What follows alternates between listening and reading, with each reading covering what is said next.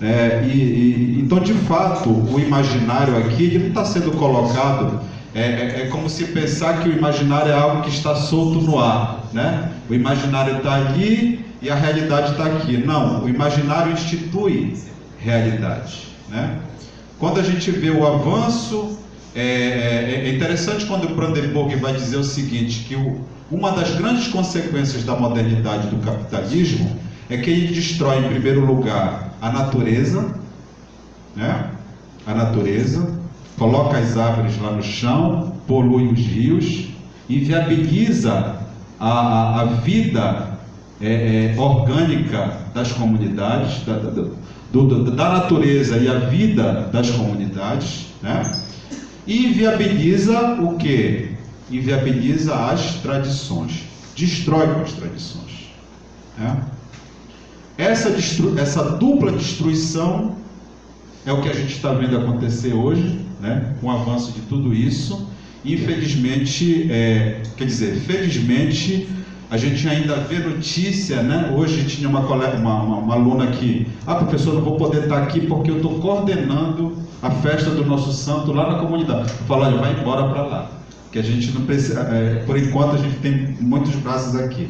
Vai embora para lá e contribui lá, né? Porque lá que precisa continuar mesmo, de fato. Eu penso que aqui a gente discute e tem que estar junto, tem que estar promovendo e tem que estar refletindo e agindo, mas é lá que a coisa está acontecendo, né? Então é um pouco para situar nesse horizonte. Por favor, professor Miguel Caripuna, uma do desdobramento dessa discussão do imaginário dos santos é a questão da arte, né? A arte que envolve justamente não só a dança, como é o que o professor Miguel Caripuna vai trabalhar aqui, mas, por exemplo, a ramada, né? A organização dos barracões, a fogueira, tudo isso está enquadrado dentro do que a gente chama de uma estética, né? De uma estética do São João, que é muito importante. Então o professor vai dar continuidade nesse debate, por favor, professor. Oi. Boa tarde. Muito grato e um prazer muito grande estar dividindo a mesa aqui com os professores e a Hélia, que eu conheço, é vizinho, né? Mora na mesma rua, na Aristides, que é a rua do Labizon, não é isso? É a rua do Labizon, segundo as lendas. E assim, um imenso prazer, né, de compartilhar aqui com vocês essas falas. Eu tenho a compreensão e o entendimento de colocar que nós somos aquilo que nós produzimos e que nós recebemos dos nossos antepassados. E manter vivo isso não significa apenas valorizar a memória deles, mas é ser quem nós somos e continuar sendo o que nós somos de original, sui generis nosso, não uma cópia de outras culturas, de outras ideias, outras sociedades. Nós temos um potencial para ser quem nós somos e temos um espaço nosso nesse mundo, nesse universo também de sociedade. Acho que isso é muito significativo quando a gente trabalha um tema tão interessante e rico como esse movimento da quadra junina, dos festejos joaninos, né? E com todas essas histórias que tem e que nos fortalece muito para continuar existindo. Hoje nós vivemos um mundo modernizado, com falas e com questões que nos descaracterizam, e é muito legal quando a gente vai para o terreiro, Jones, vai para a ponte conversar, vai para outros espaços, mostrar que ainda nós existimos e nos fazemos melhores quando estamos nesses espaços. Muita gente pergunta, às vezes a gente vai nas ilhas, será que as pessoas são felizes morando no Igarapé, morando no Ramal? A gente faz essa pergunta, digo, olha, a felicidade, diz assim, é o fim do mundo, né? Isso depende. Como a física coloca, depende do referencial. Para quem mora, por exemplo, no Tucumanduba, o fim do mundo é a cidade, que é longe. Quem mora, entendeu? Depende do referencial. E às vezes as pessoas não conseguem compreender que muita gente é feliz morando em ramal, morando nos rios, rezando a ladainha, vendo a chuva, vendo a pesca, porque é aquilo que dá significado à sua vida. Não é o lugar em si que faz alguém feliz, mas é a tua relação com ele que faz você feliz. É muito interessante imaginar. Tem gente que é feliz morando assim na boca do rio do Igarapé, porque é lá que se encontra o amor da sua vida e se encontra a sua felicidade construída. Interessante esse olhar. Por isso que muita gente, quando vem para a cidade, deprime. Porque a cidade, ela não consegue nos encantar, porque muitas vezes não é um espaço nosso. É um espaço que a gente encontra e nos encontra enquanto elementos e sujeitos com significado. Uma questão que é interessante estar visualizando. Bom, vamos passar aqui para a nossa discussão, que é o movimento de dança na quadra junina baitetubense. E como o Dionísio apresentou aqui, nós temos também um trabalho na quadra junina. Eu participo da coordenação de uma quadrilha junina chamada Coração Junino, se alguém já ouviu falar aqui, entre tantos grupos que tem. Eu dancei quadrilha, de 2000 a 2007, fui brincante, quadrilha é campeão na Cará, intermunicipal. Desculpa, a brincadeira que a gente faz. A gente foi campeão de conta. Então, assim, mas o mais interessante é porque, não sei se alguém aqui já dançou quadrilha, ou dança quadrilha, o mais importante não é ser campeão ou ganhar concurso. Eu sempre digo isso para as pessoas de hoje que tem uma rivalidade muito grande. O mais legal é a sociabilidade, é o ensaio, é você pegar a flor do campo, é você estar enfeitando a roupa. Isso que é interessante, porque a quadra junina Baitetuba, ela não começa em junho, ela começa em janeiro. É 6 meses aí de preparação e de vivência. A gente vai contar um pouco essa história aqui no slide. Então aqui a gente trouxe já no início, a apresentação aí da quadra junina, já hoje com concurso de quadrilha, e aqui uma montagem que a gente fez também com a história do Mastro, porque tem essa relação também, que vão se encaixando. Bom, o movimento de dança na quadra junina baitetubense tem 2 momentos históricos distintos. Então a gente vai acontecer 2 momentos aqui que eu faço esse recorte da história a partir do que eu já observo sobre o movimento de dança. Aí uma foto mais antiga, da década de ainda um pouco burrada, e uma mais recente também já do envolvimento de quadrilha, tá? Esse daqui sou eu, que estou na esquerda. Vamos lá. Primeiro momento, antes da década de 90. O movimento consistia nas manifestações dos fogueiros que as famílias organizavam para a época junina. Em geral, tinha uma vinculação com a religiosidade e animava a vida comunitária. Cordões juninos, quadrilhas, carimbóias, brincadeiras, como quebra-pó de pau de sebo, compunham esse universo. Esse período remonta ao início da formação social de Abaetetuba, principalmente durante o funcionamento dos engenhos de produção de cachaça, passando pelos regatões e chegando até a década de 80. O nome de referência do movimento junino abaetetubense nessa época foi a folclorista Zanina Abreu. Então, assim, antes da década de 90, principalmente no período dos engenhos no município de Abaetetuba, nós vamos ter um movimento junino focado principalmente no arranjo que as famílias vão fazer nos seus diversos territórios, principalmente também na zona rural. Existem poucas pesquisas, mas na zona rural de Abaetetuba, os engenhos, na época do funcionamento do potencial da cachaça, ele movimentava uma sociabilidade, teia de relações imensa. Você tinha um engenho, próximo tinha a igreja, você tinha o festejo que era feito ali, até carnaval. Eu tenho relatos que se tinha. O cordão de boi, intitulado Pai do Campo, foi criado e organizado pelo senhor Raimundo Rodrigues Mendonça, conhecido por Roldão. A brincadeira foi organizada no ano de 1940, olha, ostentando o nome de Caprichoso. Em 1949, deram-lhe o nome Flor do Campo. Finalmente, em 1950, tomou o nome Pai do Campo, o qual se tornou famoso em toda a década de 50.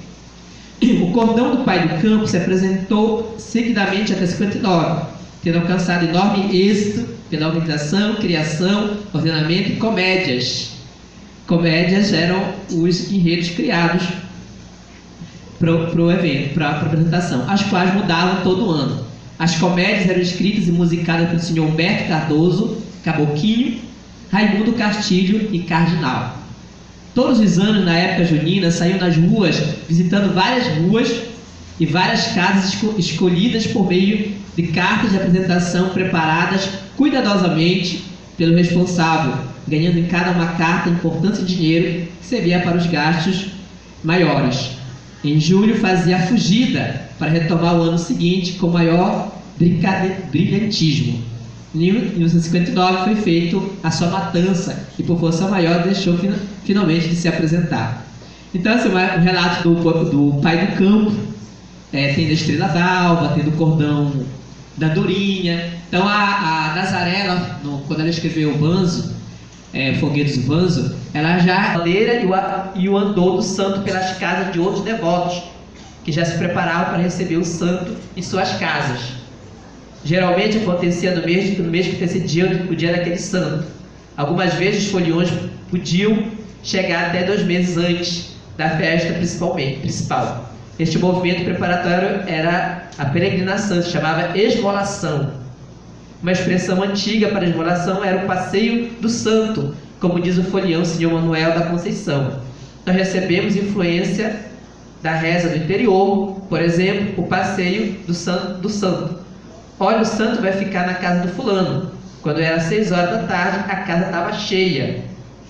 Folião de São Miguel, outubro de 93, foi a entrevista que o Júnior fez. A cantoria vinha cortando os rios ensolarados. A tiração de esmola para o santo batia de porta em porta. Os caboclos tocadores de instrumentos rústicos eram verdadeiros guardiões do sagrado. Cantavam as maravilhas de Deus e a alegria de trazer o santo para que todos tivessem a oportunidade de tocar naquele mistério que só a fé podia explicar. Então, assim, um relato que mostra a nossa raiz dessa festa junina, não é só hoje, quando aparece. Ou seja, nós temos uma raiz do passado. E quanto era dinâmico aqui em Abaetetuba, esse movimento, digo novamente, uma forma que as comunidades tinham de construir o seu prazer, de construir as suas práticas de ocupação, de lazer, mesclando a questão religiosa também na sua manifestação, certo? Então,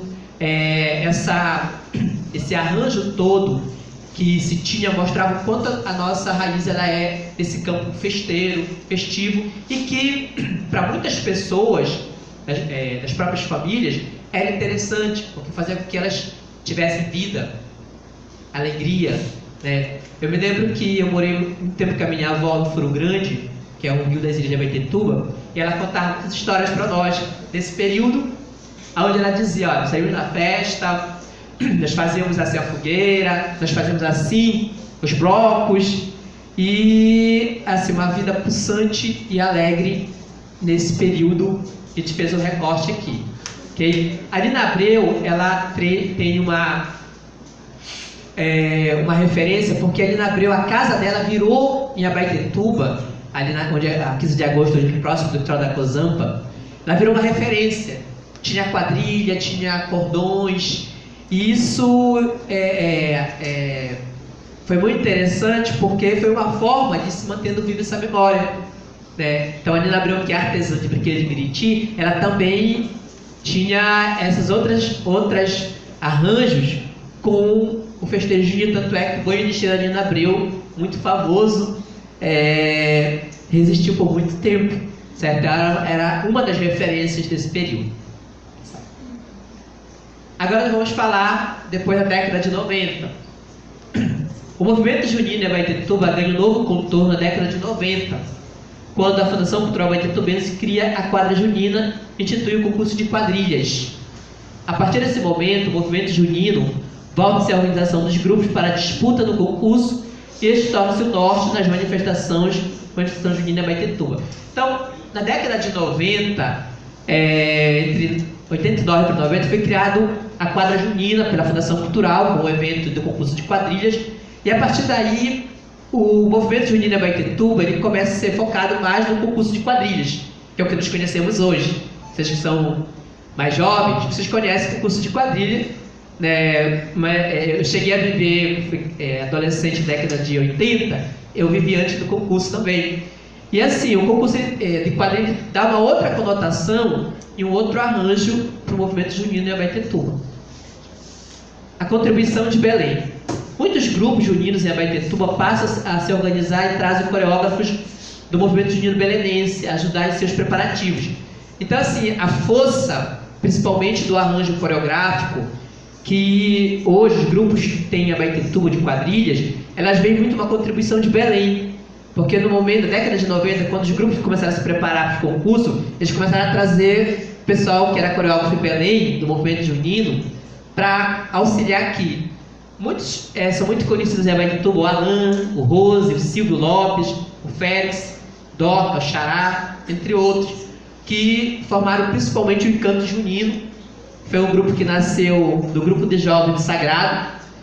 E eles começaram esse movimento e foram motivando outros grupos depois.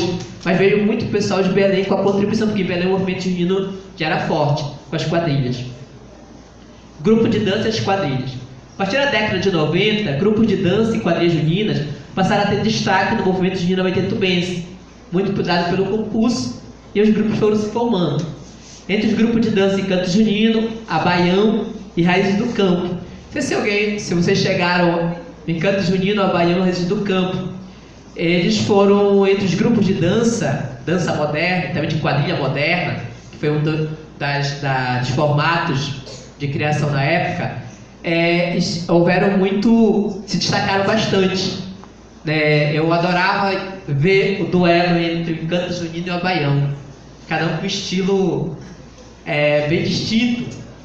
E assim, confesso para vocês, noites maravilhosas na Laburina, lá no início, na Lauro Sodré, Terreirão Nacional, antes de chegar onde é hoje no Rio do Carvalho. E os grupos de dança destacaram. Hoje nós não temos mais os grupos de dança, mas se deve muito a eles, principalmente essa base que as quadrilhas têm.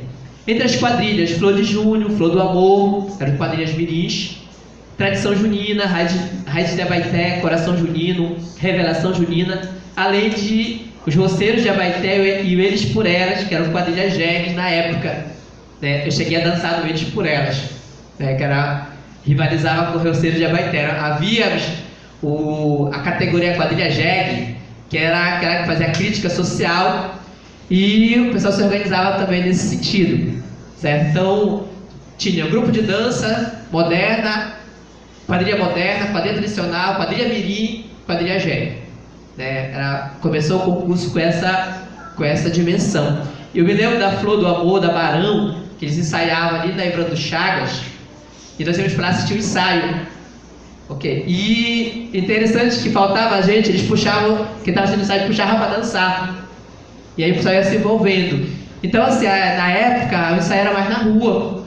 E o pessoal havia já muitos preparativos. O poder público e a quadra junina.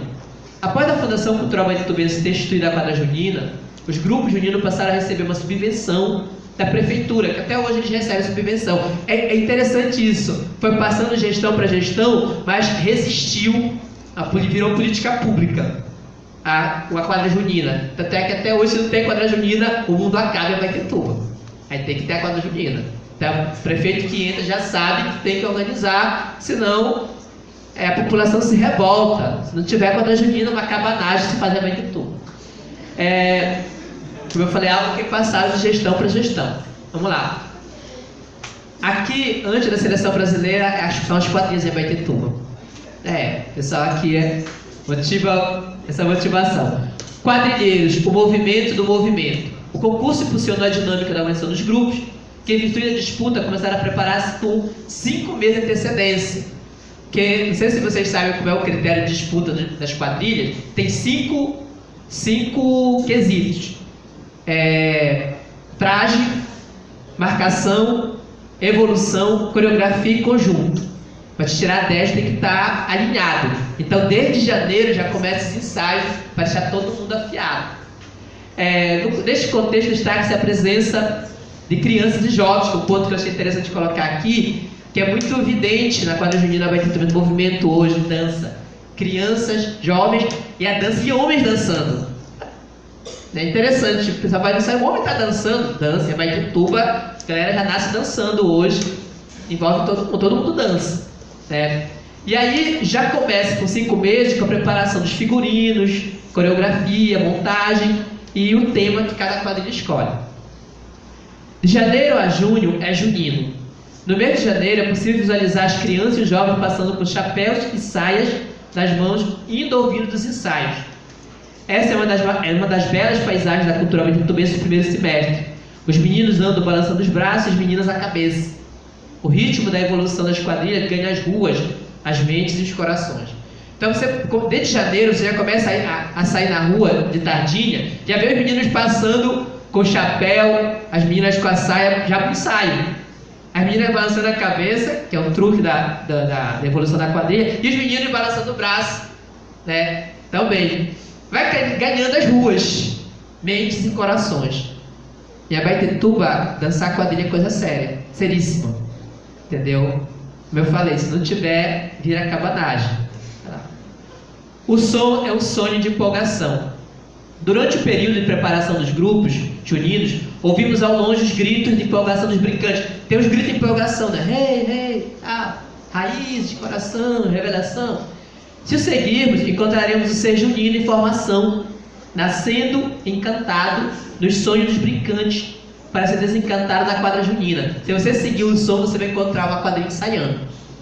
É sonho, né, que vai ser desencantado na quadra junina, mas começa antes. Por isso que a quadra junina nossa, ela não é um mês, ela é um semestre. Em Abaetetuba. Pode passar. O movimento junino abaetetubense é vida construída que ajuda a dar sentido àquilo que chamamos Abaetetuba. O que é Abaetetuba, entre outras coisas? É o movimento junino também. Não só ele. Religiosidade, carnaval, beja, Semana de Arte, Círio de Conceição, coral da Assembleia de Deus, por aí vai. Gente, são as manifestações que fazem o que nós chamamos de Abaetetuba, né? Então é um povo, uma sociedade que encontra formas e mecanismos de construir a sua própria história, né? Jones, ele é um professor presente. Muitas vezes eu moro próximo também da Assembleia de Deus, Tempo Central. Eu não sou evangélico, mas eu gosto muito de ir lá no Tempo Central. Gosto de ver um coral. Desde criança eu faço isso. Coral das senhoras. É uma religiosidade musical ali, né? Eu gosto da missa de Conceição para ver também a banda e o coral se apresentando. Arte e religiosidade, né? Tem os meninos que fazem agora uma programação nos sinais, na praça, também com comunidades evangélicas. Eles cantam, né, fazem a questão evangelização cantando. É a arte, é a própria de Abaetetuba, né? Em qualquer dimensão que você esteja, você coloca a arte para mostrar e expressar a sua opinião, o seu pensamento, a sua ideia, o seu ser, né? Então as igrejas fazem isso, a quadra junina faz isso, se faz isso de forma bem intensa, ok? Então por isso que dá sentido a Abaetetuba, o movimento junino é um, e a arte em todas as formas de manifestações. E eu encerro aqui com uma foto de uma quadrilha, né, quadrilha Coração Junino, com qual participo, né, tem o direito de estar mostrando no autoral. Mostrando que esse movimento, que é um movimento que envolve a comunidade, e ele resiste porque é o que dá vida. Eu vou encerrar falando algo aqui. O capital mata, a arte renasce. Tá? Então, se você olhar para a vida só com o olhar do capital, você vai ser um ser morto sempre.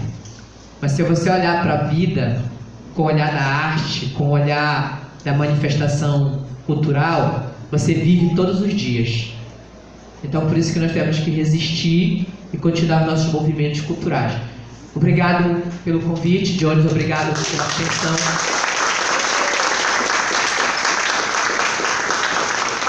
Muito obrigado, professor Miguel. Esse é um dado interessante também, porque mostra muito bem esse tempo presente, da história presente. O Miguel, no segundo momento da fala dele, vem tratar de uma história presente que se mantém, são mais de 20 anos, né? São mais de 20 anos que... 7 dias que consagrou, né? É impressionante a quantidade. Se a gente for no folder lá da programação da semana da quadra junina, a quantidade de grupos, né? Tanto do grupos tradicionais, como mirins, como de idosos, quer dizer, é um conjunto da sociedade que está representando lá. E eu costumo dizer, nesse momento a Abaetetuba dança, né? Efetivamente é a cidade que dança, é a cidade que dança. Dando continuidade, e agora a gente chega num momento também muito interessante, porque a gente vai trabalhar um pouquinho esse olhar mais, eu diria, mais acadêmico, mais científico, de tentar fazer essa relação, né? E uma relação que tem tudo a ver com o que o Mircea Eliade vai dizer das sociedades do mito, em que o mito ele ainda é presente, né? Ele é um historiador da religião, um trabalho chamado O Sagrado e o Profano. O Mircea Eliade vai chamar a atenção para a importância do que as comunidades, sociedades tradicionais, elas se baseavam justamente nos astros para produzir, justamente para devotar, né, para produzir as suas imagens, as suas crenças e principalmente os seus rituais, né? Os seus rituais. Então o cosmo, a natureza, ele era de certa forma uma abertura para estes rituais, né?